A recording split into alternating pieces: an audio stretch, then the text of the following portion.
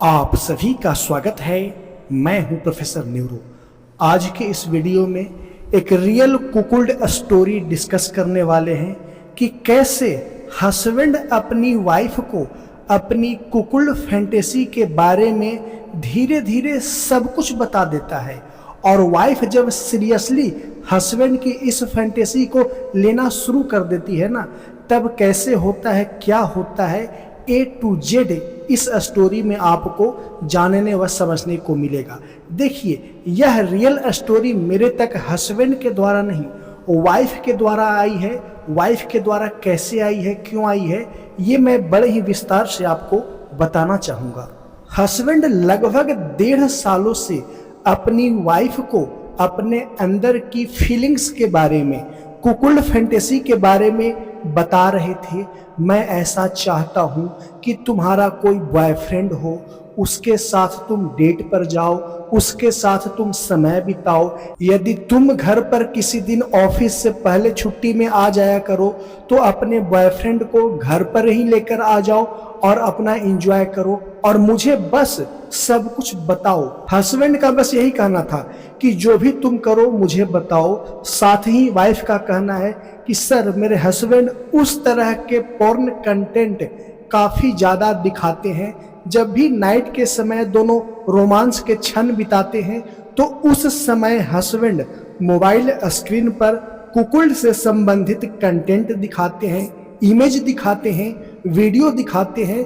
तो हस्बैंड की इस बात को वाइफ जब सीरियस लेने लगी, हालांकि हस्बैंड 1 साल से ऊपर हो गए, ये सब बात रेगुलर कहते थे। शुरू में वाइफ बड़ा अजीब महसूस करती थी, डांटती थी, मना करती थी। मना इस तर्क को देकर के करती थी कि हम दोनों की लव मैरिज शादी हुई है, हम दोनों पिछले एक दूसरे को 17 साल से जानते हैं, फिर आज तुम इस तरह की बातें क्यों कर रहे हो, इस बात का क्या मतलब है। लेकिन धीरे धीरे हस्बैंड कभी कहते कभी नहीं कहते। समय के साथ वाइफ भी हस्बैंड की इस तरह के बातचीत से अडॉप्ट कर गई, यानी कि एक्सेप्ट कर ली कि चलो हस्बैंड कभी कभी दबाव में आकर के मेरे डर से, जब मैं कहती हूँ कि मैं आपसे प्यार करती हूँ, किसी और से भला कैसे कर सकती हूँ, तो हस्बैंड कुछ दिन के लिए चुप रहते हैं। लेकिन हस्बैंड को बर्दाश्त नहीं होता, फिर वो शुरू हो जाते हैं। तो इसी तरीके से हस्बैंड अपनी वाइफ को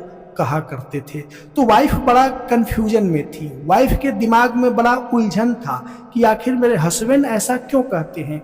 तो उन्हें कुकुल्ड से संबंधित यूट्यूब पर सर्च करा और उन्होंने मेरा वीडियो, मेरा लिंक पाया। उसमें काफ़ी डिटेल में, थियोरेटिकली, सैद्धांतिक रूप से मैं कुकुल्ड फैंटेसी के बारे में बहुत सारी वीडियो में बता रखा हूँ। उन्होंने वीडियो देखा और मुझसे पर्सनल अपॉइंटमेंट लेकर के अपनी सारी शंका, अपनी सारा संदेह दूर करा कि मेरे हस्बैंड सच में कुकुल्ड हैं क्या, वो आखिर ऐसा क्यों चाहते हैं, और मैं यदि किसी दूसरे मेल से प्ले कर लूँगी तो क्या मेरा हस्बैंड और मेरे बीच रिश्ते में कुछ दरार तो नहीं आएगा, हम दोनों का रिश्ता कुछ खराब तो नहीं होगा।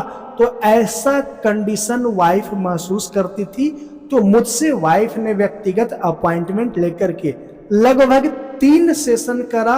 उन 3 सेशन में अपने हस्बैंड की हर वो हरकतें, हर वो बातचीत, हर वो एक्टिविटी को बताई जो हर नाइट में, जब भी डे में समय मिलता, क्योंकि हस्बैंड और वाइफ दोनों कॉरपोरेट सेक्टर में जॉब करते हैं, प्राइवेट जॉब करते हैं, दोनों की अच्छी खासी सैलरी है, दोनों की लव मैरिज शादी हुई है, दोनों लगभग स्कूल के टाइम से ही एक दूसरे से लव एंड अफेयर के रिलेशनशिप में थे। तो बाद में दोनों ने पढ़ाई करी, हायर एजुकेशन करी और साथ में दोनों जॉब कर रहे हैं अलग अलग कॉरपोरेट क्षेत्र में। तो हस्बैंड और वाइफ दोनों आत्मनिर्भर हैं और जानबूझ करके उस शहर का नाम मैं हाइड कर रहा हूं जिसमें हस्बैंड और वाइफ दोनों रहते हैं। तो वाइफ ने 3 सेशन के माध्यम से अपने अंदर जो भी कंफ्यूजन था, हस्बैंड के सारे लक्षण को, सारे कुकुल्ड से संबंधित सिम्टम्स को मेरे से डिस्कस करा और वो इंश्योर हो गई। फिर वो आगे रियली में कैसे बढ़ती है, क्या बढ़ती है, इस रियल स्टोरी में आपको सुनने को मिलेगा। तो इस रियल स्टोरी को प्रारंभ करने से पहले हस्बैंड और वाइफ के एज के बारे में बता देता हूँ। वाइफ की एज लगभग 37 के आसपास है और हस्बैंड का एज भी लगभग इसी के आसपास है। वाइफ का कहना है कि सर मेरे हस्बैंड मेरे से लगभग 7 महीने ही बड़े हैं, तो चलिए इस 7 महीने को कंसीडर नहीं किया जाएगा, तो दोनों का एज मैं समान मान करके ही चल रहा हूं। तो दोनों हस्बैंड और वाइफ दोनों 37 के एज के आसपास हैं। जैसा कि मैंने बताया, वाइफ भी एक बहुत बड़े शहर में रहती है, हस्बैंड वाइफ दोनों साथ में रहते हैं, तो दोनों अलग अलग क्षेत्र में प्राइवेट जॉब करते हैं और दोनों का जो क्लास है ना अपर मिडिल क्लास से आते हैं, क्योंकि हस्बैंड की सैलरी भी काफ़ी हाई है और इनकी वाइफ की सैलरी भी काफ़ी हाई है। तो वाइफ का जो लाइफ स्टाइल होता है ना, इनकी वाइफ जल्द ही सुबह उठ जाया करती, उठने के बाद घर में जो भी काम है वो बेसिक काम करती और तुरंत वॉक करने के लिए, मॉर्निंग वॉक के लिए, टहलने के लिए जहाँ पे रहती है बड़े से अपार्टमेंट में ठीक कुछ ही दूरी पर एक बहुत बड़ा पार्क है, वहाँ पर मॉर्निंग वॉक के लिए निकल जाती और आधा घंटा 45 मिनट में मॉर्निंग वॉक से आती और घर का जो भी रेगुलर काम होता है वो करती और लगभग 10 बजे से पहले ही ये ऑफिस के लिए अपना निकल जाती और हस्बैंड भी सेम टाइम में निकलते। जब तक ये वाइफ बाहर मॉर्निंग वॉक पे रहती, हस्बैंड घर में जो बेसिक साफ सफाई होता है वो कर चुके होते, तो वाइफ आकर के जो भी खाना वाना का काम होता है जो हाउसवाइफ करती है वो करती और दोनों अपने अपने जॉब के लिए निकल जाते। कभी हस्बैंड शाम में 8 बजे के आसपास आते, कभी वाइफ 6 से 8 के बीच में आती, दोनों का आने का टाइम लगभग यही होता। तो हस्बैंड और वाइफ दोनों का लाइफ कुछ इसी तरीके से, कुछ इसी पैटर्न में सालों से चल रहा है। एक फिक्स सैलरी आती है और वह सैलरी अच्छी खासी मात्रा में है और हस्बैंड और वाइफ दोनों लगभग समान सैलरी पर वर्क करते हैं, तो दुगनी सैलरी घर में आ रही है। तो घर की जो आर्थिक स्थिति है ना काफ़ी अच्छी है, काफ़ी बेहतर है। हस्बैंड और वाइफ वो हर कुछ खरीद सकने में सक्षम है जो अपर मिडिल क्लास के लोग खरीद सकते हैं। और इनकी जो वाइफ है थोड़ा सा मॉडर्न पहनावे की है, हालांकि इनकी वाइफ काफ़ी समझदार हैं, वो पॉजिटिव माइंडसेट की हैं, लेकिन इनका पहनावा काफ़ी अट्रैक्टिव है। जो भी मैच्योर फीमेल होती है उनका जो आधुनिक पहनावा होता है उस तरह की सारे पहनावा इनकी वाइफ पहनती है। और वाइफ की जो फिजिकल स्ट्रक्चर है, शारीरिक बनावट है, वह काफ़ी बेहतर है, बिल्कुल कर्वी है। हर हिस्से के पास बैक फीमेल पार्ट यानी कि नितंब जोन काफ़ी कर्वी, काफ़ी उभारदार है। ब्रेस्ट जोन भी काफ़ी भारी भरकम, कर्वी, अट्रैक्टिव और उभारदार है। तो इनकी वाइफ रेगुलर मॉर्निंग वॉक पे जाती और जब मॉर्निंग वॉक पे जाती तो वही एक मेल इन्हें अप्रोच करता, इन्हें पीछे पीछे इनके वॉक करता। जब ये पार्क में वॉक कर रही होती तो इनके पीछे पीछे वॉक करता, कभी इनके साइड से वॉक करने के दौरान काफ़ी तेजी से गुजरता और थोड़ा दूरी पर आगे जा करके पीछे मुड़ करके घूर करके देखता। तो इनकी वाइफ ने महसूस कर लिया और ये सब जो घटनाक्रम है ना, हस्बैंड अपनी कुकुल फैंटेसी को बताना शुरू करे थे उससे पहले की है। ध्यान से समझिएगा, जो भी मैं घटनाक्रम आपको बता रहा हूँ हस्बैंड के द्वारा बताई गई कुकुल फैंटेसी से पहले की ये घटनाक्रम है। तो जब भी वाइफ मॉर्निंग वॉक के लिए पार्क में जाती तो एक मेल, और वाइफ का कहना है कि सर उस लड़के का उम्र लगभग 25 से 28 के बीच के आसपास का होगा। तो जब भी मैं वॉक करती, मुझे क्रॉस करता है, तेजी से वॉक करते हुए मेरे बगल से गुजरता और आगे जाकर के थोड़ी दूरी पर मुझे घूर करके देखता और कभी कभी ऐसे घूर करके देखता कि मैं थोड़ी सी झेप जाती, असहज हो जाती और मैं न्यूट्रल होकर के अपना वॉकिंग पे ध्यान देती। तो इसी दौरान वह लड़का एक दिन इनकी वाइफ को रोक करके, बड़े ही रिस्पेक्टफुली वे में रोक करके बोला कि मैम मैं आपसे कुछ बातें करना चाहता हूँ। तो इनकी वाइफ जो है बोली क्या बातें करना चाहते हो। रेगुलर तो देख ही रही है, झेल ही रही है, वाइफ के शब्दों में ही कि सर मैं उसे झेल रही थी, मुझे बड़ा ऑकवर्ड लगा, क्या मैं उससे बातें करूं, मैं ऑलरेडी लव मैरिज शादी करी हूं, मेरे हस्बैंड है, सब कुछ मेरे लाइफ में ठीक है, तो मैं क्यों उसे लाइन अप करूं। इस तरह की सेंस के प्रभाव में आकर, धारणा के प्रभाव में आकर के वो हमेशा निगलेक्ट करती, इग्नोर करती। तो वह लड़का बड़े ही सम्मानजनक तरीके से इन्हें रोकता है और बोलता है मैं आपसे कुछ बातें करना चाहता हूं। तो वह लड़का बोलता है पता है आप मेरी एक्स की तरह दिखती हो, और वह अपनी एक्स का फोटो दिखाता है। हालांकि उस लड़के का एज 25 से 28 के बीच का है, तो इनकी वाइफ से लगभग वह 9 साल छोटा ही है।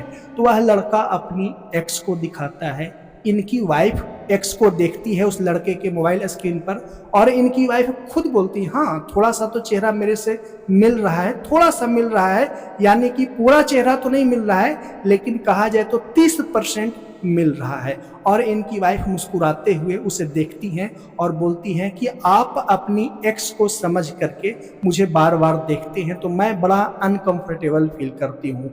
फिर वह लड़का इनकी वाइफ को बोलता है कि ठीक है आप अनकंफर्टेबल फील ना करें, मेरा कोई गलत इरादा आपको इस तरह से देखने का नहीं है, लेकिन जब भी मैं मॉर्निंग वॉक करता हुआ आपको देखता हूँ तो मुझे अपनी एक्स की याद आती है, तो इस वजह से मैं आपको बार बार देखता हूँ। और सच तो ये है कि मुझे मॉर्निंग वॉक करने आने की कोई इच्छा नहीं होती है, बस मैं आपको देखने की वजह से आता हूँ। और यह सब फीलिंग्स, यह सब भावना वह लड़का शब्दों में इनकी वाइफ को कह रहा है।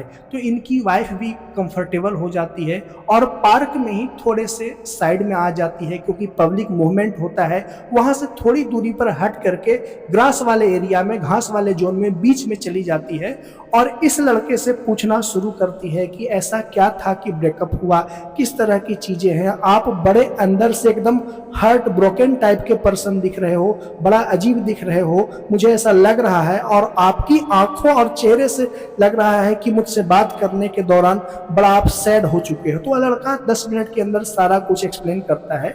इनकी वाइफ सब कुछ समझ जाती है कि कैसे इसका ब्रेकअप हुआ, और अंत में यही कहती है सो सैड, मुझे बहुत बुरा लगा आपका ब्रेकअप सुन करके, आई होप कि अगले बार आप किसी से रिश्ता जोड़ें और आपका पूरा लाइफ चले। फिर इनकी वाइफ बताती है कि मैं भी लव मैरिज शादी करी हूँ और लंबे समय से 17 साल से रिलेशनशिप में रही हूँ, फिर भी हमारी लाइफ बड़ी अच्छी है, तो आई होप सो कि आपकी भी लाइफ कुछ इसी तरीके से आगे अच्छा बीते। तो नॉर्मल एक मोरल कॉन्वर्सेशन होता है एक अनजान यंग मेल और एक मैच्योर फीमेल के बीच में। फिर वह लड़का इनकी वाइफ को अपना कंसेंट देता है कि मैम देखिए अब मैं आपको उस तरीके से घूर करके, आपको पीछा करके नहीं देखूंगा, क्योंकि मुझे पता चल गया आपको बुरा लगता है, इसीलिए पार्क में मैं रेगुलर टहलने आया करूंगा। यदि आपको मेरे से बात करने की कभी इच्छा हो तो मेरे से बात जरूर कर लेना, और मेरा कोई इरादा नहीं है। तो इनकी वाइफ बोलती है ठीक है मैं भी रेगुलर आती हूँ, हाय हेलो कर लिया करेंगे। तो इसी तरीके से इनकी वाइफ जो है रेगुलर पार्क में जाने लगी, उस लड़के से हाय हेलो करने लगी। कुछ मिनट तक वह लड़का इनकी वाइफ के पैरेलल ही फास्ट मॉर्निंग वॉक करता और इनकी वाइफ से बातें करता और फिर टाटा बाय बाय कहता।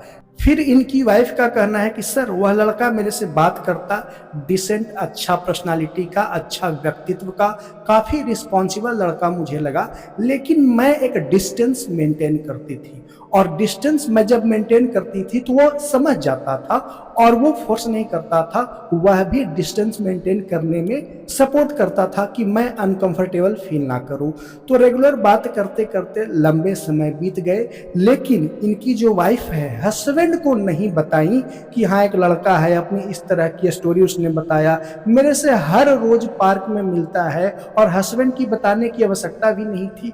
तो वाइफ रेगुलर पार्क जाती, कभी उस लड़के से बात करती, कभी उस लड़के से ना भी करती, कहने का मतलब रेगुलर हाय हेलो तो हो ही जाया करता, एक औपचारिक हाय हेलो हो जाया करता। इसी दौरान हस्बैंड भी अपने अंदर की कुकुल्ड फैंटेसी के बारे में धीरे धीरे कहना शुरू कर दिए। वाइफ का कहना है कि सर शुरुआत कुछ ऐसे हुई कि मेरे हस्बैंड बोलने लगे कि काश तुम्हारा कोई न्यू बॉयफ्रेंड बनता ना तो ज़्यादा बेटर होता, मैं अब पुराना हो चुका हूँ, इसलिए कोई न्यू बॉयफ्रेंड बनाओ यार, मुझे कोई प्रॉब्लम नहीं होगा। वाइफ का एग्जैक्ट यही कहना है कि सर मेरे हस्बैंड इसी लहजे में इसी तरीके से बात करना शुरू कर दिए, तो मुझे तो शक लगा कि कहीं उस लड़के से बात करते हुए ये पार्क में तो नहीं देख लिए, किसी दिन चोरी चुपके से साइलेंटली पार्क में गए होंगे और ये तो नहीं देख लिए।